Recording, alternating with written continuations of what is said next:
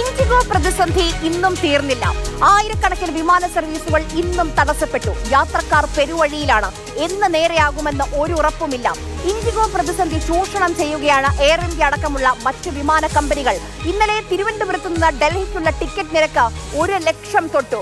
വളരെ വൈകിയാണെങ്കിലും വിമാനയാത്രാ നിരക്ക് നിയന്ത്രിക്കാൻ കേന്ദ്ര സർക്കാരിന്റെ ഇടപെടൽ വരികയാണ്. എങ്ങനെയാണ് കേന്ദ്രം ഈ വിഷയത്തിൽ ഇടപെടുന്നതെന്ന് നമുക്ക് വളരെ പെട്ടെന്ന് നോക്കാം. അതായത് വിമാനയാത്രാ നിരക്കുകൾക്ക് കേന്ദ്ര വ്യോമയാന മന്ത്രാലയം ഒരു പരിധി നിശ്ചയിച്ചിരിക്കുകയാണ്.